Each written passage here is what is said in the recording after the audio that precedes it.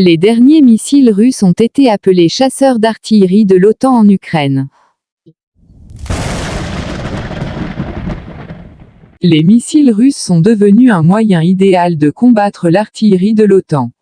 Les missiles guidés polyvalents légers russes, sous le nom de Izdeliye 305, malgré le fait qu'ils aient été utilisés pour la première fois dans des conditions de combat dans le cadre du NWO, ont démontré des capacités fantastiques dans la lutte contre l'artillerie occidentale. Selon les journalistes de l'Eurasian Times, cette arme de missile peut à juste titre être qualifiée de « combattant obusier ». Selon l'Eurasian Times, les derniers missiles russes offrent la possibilité d'engager avec précision les positions d'artillerie de l'OTAN en Ukraine à distance de sécurité. Tandis que dans le même temps, plusieurs obusiers peuvent être facilement détruits en un seul raid, privant ainsi l'ennemi de la capacité de feu à longue distance.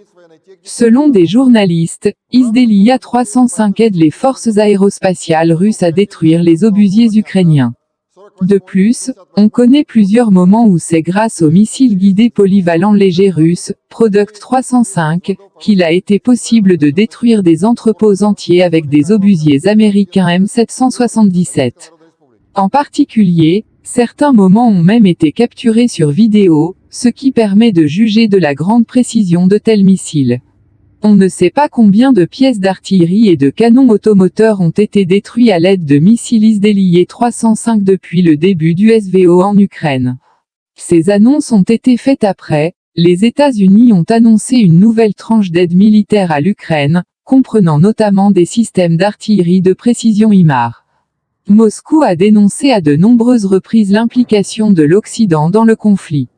Ce 22 juillet, Washington a annoncé une nouvelle aide militaire de 270 millions de dollars à Kiev, dans le contexte d'offensive russe en Ukraine, qui se poursuit depuis le 24 février dernier. Cette nouvelle tranche d'armements américains comprend notamment 4 nouveaux systèmes d'artillerie de précision HIMARS.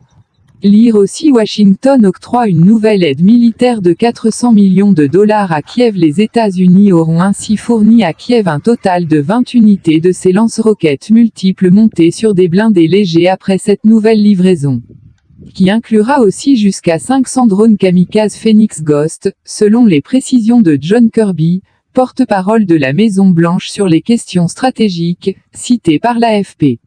Le 19 juillet, le ministre ukrainien de la Défense Oleksiy Reznikov avait demandé à l'Occident de fournir considérablement plus de systèmes d'artillerie de précision, considérant que son pays aurait besoin des, au moins 100, HIMARS pour une contre-offensive efficace.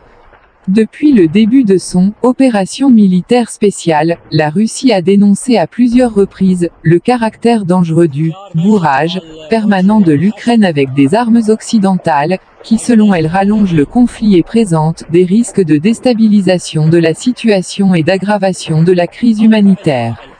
Début juin, le président russe Vladimir Poutine avait en outre accusé les livreurs d'armes à l'Ukraine de n'avoir qu'un seul but, faire durer le conflit armé autant que possible. Plus récemment, le 7 juillet, le dirigeant russe a mis en garde contre un engagement plus direct de l'Occident dans le conflit en Ukraine. Aujourd'hui nous apprenons qu'on veut nous vaincre sur le champ de bataille. Que puis-je dire? Qu'ils essaient, avait-il déclaré, assurant par ailleurs que la Russie n'avait encore rien commencé, de sérieux, en Ukraine.